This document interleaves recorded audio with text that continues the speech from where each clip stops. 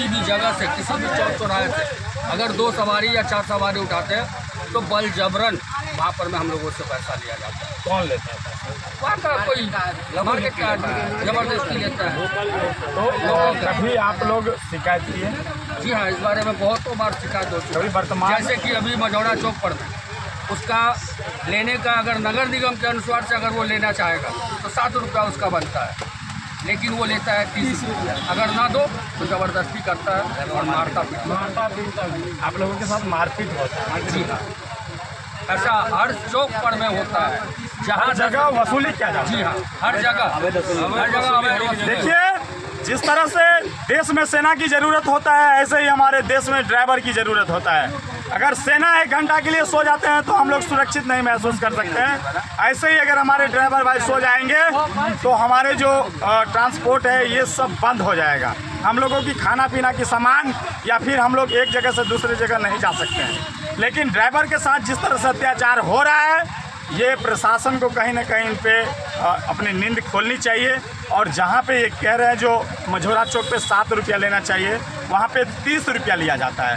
और जब ये लोग कहते हैं इतना रुपया क्यों ले रहे हैं, तो इनके साथ मारपीट किया जाता है, ज़बरदस्ती किया जाता है। और हम कुछ जानने की प्रयास करते हैं। ये टैक्स जो लेता है तो नगर निगम लेता है, नगर परिषद लेता है, प्रशासन? नगर परिषद के नाम पर में लेता है। नगर परिषद बस स्टैंड के नाम पर में लेता है, जो कि पर्ची पर रेट लिखा हुआ है। पर्ची पर में कोई भी अमाउंट नहीं दिया हुआ, जबरदस्ती पैसा लिया है। बस पड़ा है, बस पड़ा है। यहाँ पर सर टेम्पो चालक जो भी है बेनीपुर से निकलते हैं मझौरा चौक, वहाँ जाते ही मेरा कसूरी का 30 रुपया मांगता है। बोलता हम आ के देंगे तो बोलता नहीं, ज़बरदस्ती चाहिए हमको, पैसा अभी चाहिए। जो सवेरे का टाइम कोई खाने का पैसा नहीं रहता, चाहे पीने का नहीं, फिर भी सर 30 रुपया वहाँ पर लेता है, ज़बरदस्ती रोक के गाड़ी। जो हमको आप पैसा दो, आप कहीं भी जाओ तो उससे कोई मतलब नहीं है। हम तो सोचते हैं भैया 1 चक्कर लगाते हैं फिर आपको पैसा देंगे, नहीं मानता है, ज़बरदस्ती ठोट पकड़ लेता है, हाथ पकड़ के वो मार्केट करना चालू कर देता है। फिर बोलते हैं सर हम सबको स्टैंड कहाँ है, बोले गाछी में लगाना तो लगाओ, नहीं तो मत लगाओ। तो हम बोलते हैं सर अगर हम गाछी में लगाएंगे तो हमारा दिहाड़ी ऊपर होगा, मेरा बाल बच्चा क्या खाएगा? अब मेरा दिहाड़ी जोड़ के देखिए सर, किस्ती मेरा जोड़ के देखिए, नहीं सर होता है, फिर भी ज़बरदस्ती हमको पैसा लेता है।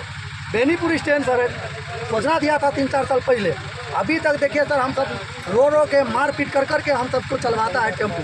प्रशासन आता है, चालान काट देता है, किसी का 18,000, किसी का 10,000, किसी को सर पूछता भी नहीं है जो क्यों काटा, ऑनलाइन बोलता है। सर हमको पढ़े लिखे तो नहीं है जो हम आपको बताएंगे। नगर परिषद में आपने शिकायत की है? जी, थाना में शिकायत की है, वर्तमान विधायक जी को शिकायत की है? अभी तक तो सर हम नहीं पहुँचे हैं, उसके लिए हमने क्यों नहीं पहुँच रहे हैं आप लोग? अभी गलती तो आप लोगों की है, 7 रुपया की जगह 30 रुपया देते हैं, आप लोगों की सुविधा नहीं मिलता है, इनका जिम्मेदार कौन है? कौन? तो आप लोग आज सुनने के लिए आए नहीं? आगे आइए, जो बोलना है। प्रशासन के सामने काटा जाता है। हम लोग को सरकार सुनता है, आगे ना प्रशासन सुनता है। यहाँ गाड़ी लगाएंगे, भगत से होता है, गाड़ी लगाएंगे, प्रशासन अरे साला हटाओ यहाँ से गाड़ी। पब्लिक आएगा है माधव चौधरी यहाँ से गाड़ी हटाओ।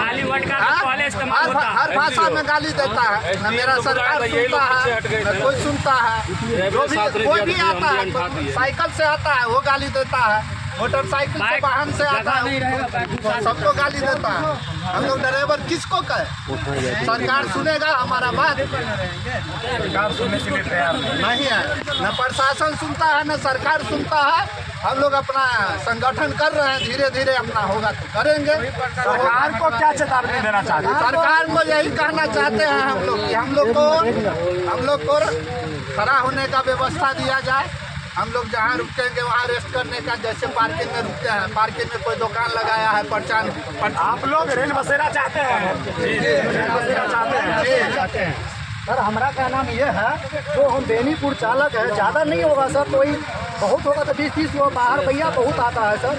हम सबको उससे कोई प्रॉब्लम नहीं है, वो सब आएगा सर, सब गाड़ी हमको भी देता है तो हम भी लेकर जाते हैं। उसमें हमको शिकायत करने का कोई जो सर किसी का दुकान के सामने हम लगा दिए, चाहे वो होटल हो, चाहे वो टेम्पू गैरेज हो, या चाहे कोई भी सर हो, चाहे कपड़ा वाला हो, गाली गलौज करता है, बोलते हैं उसको तो बोलता है जिसको जो करना है कर लो, हम नहीं कुछ कर सकते हैं, बल्कि पीटेंगे तो पीटेंगे। टेम्पू वाला चालक वहाँ पर आकर बेबस होकर सर गाड़ी चला रहा है, गाड़ी रोकेंगे नहीं तो सवारी चढ़ेगा कहाँ से सर? सर अभी हमको कोई निर्णय तो दीजिए, फिर उसके बाद सोच के हम सब सोचे सर जितना ड्राइवर भाई है मिल के हम सब कुछ सोच के हम आगे बढ़ेंगे।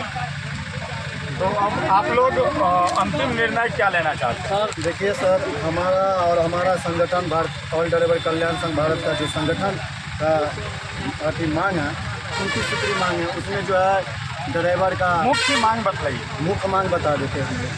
सबसे पहला मांग है जो हमारे 22 करोड़ ड्राइवर चालक हैं उनको जो है से पहला मांग है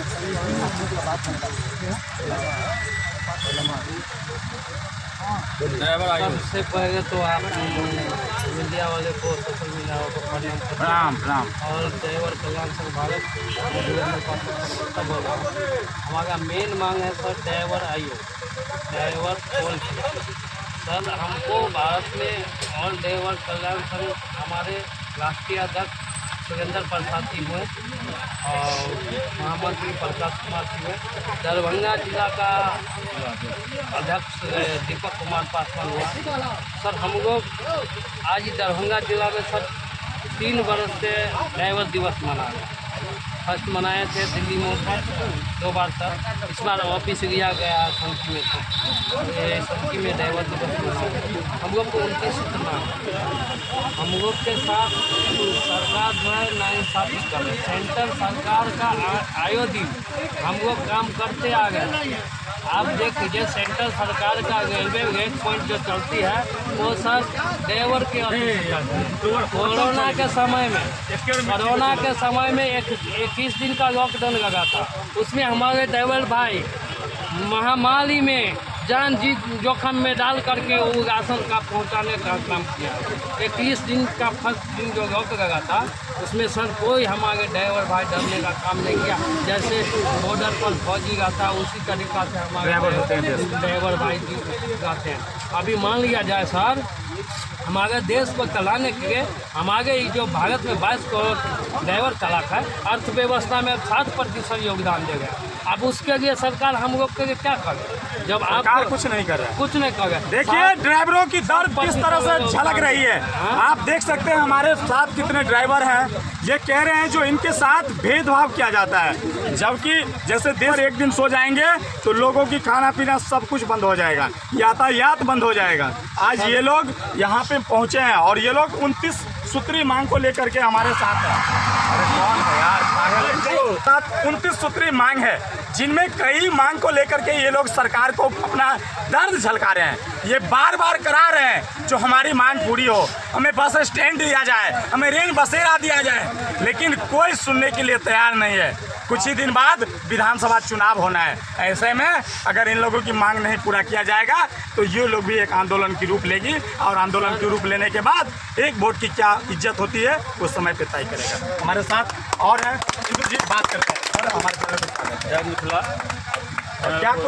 क्या कुछ मांग को लेकर के? हमारा देखिए सबसे पहला उद्देश्य है हमारे संगठन में 22 करोड़ ड्राइवर साथी के लिए हम लोग लड़ाई लड़ रहे हैं और पहला उद्देश्य है हमारा ड्राइवर आयोग, दूसरा उद्देश्य है ड्राइवर वेलफेयर बोर्ड, तीसरा मांग है हमारा कह दीजिए ना जो याद है।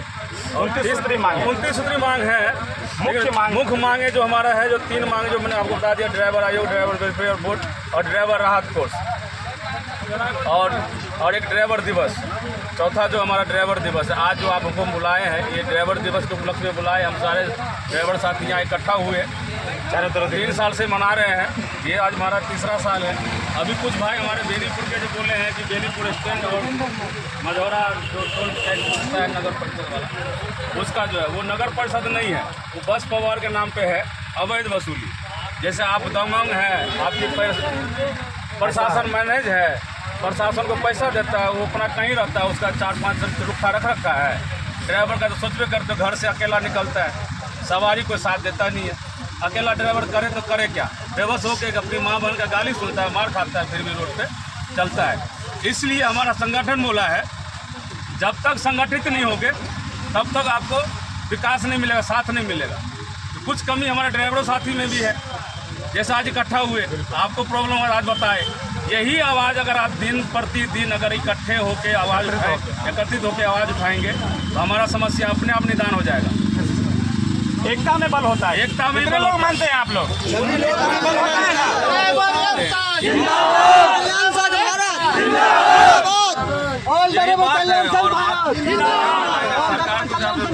ना?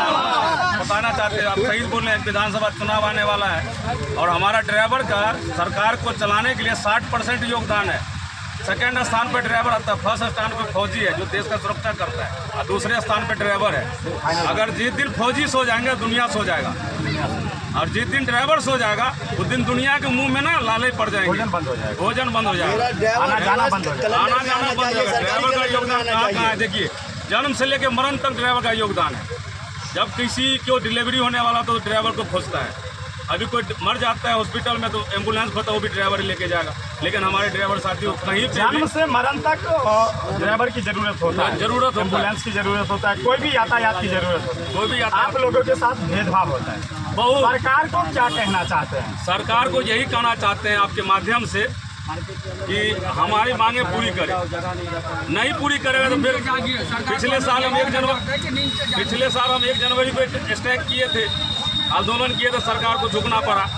3 दिन का स्ट्राइक था।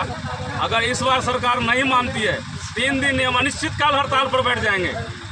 जो आपके माध्यम से सरकार तक को भी हम चुनौती दे रहे हैं, अगर हमारी मांगे सरकार नहीं पूरी की तो अनिश्चितकाल ड्राइवर हड़ताल पे जाएगा।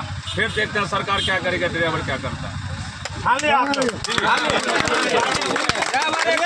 बहुत बहुत धन्यवाद। ये ड्राइवर की दर्द दिखलाए हैं हमारे साथ। कई ड्राइवर हैं, कई हजार चले गए हैं, कई हजार हैं, लेकिन कहना चाहते हैं ये लोग ड्राइवर अपनी दर्द किस तरह से झलका है वो आप देख सकते हैं। इन लोगों की भी माँ है, बाप है, सब है, घर परिवार है, लेकिन ये लोग बेघर हो जाते हैं। गाली देता है लोग रोड पे इनको।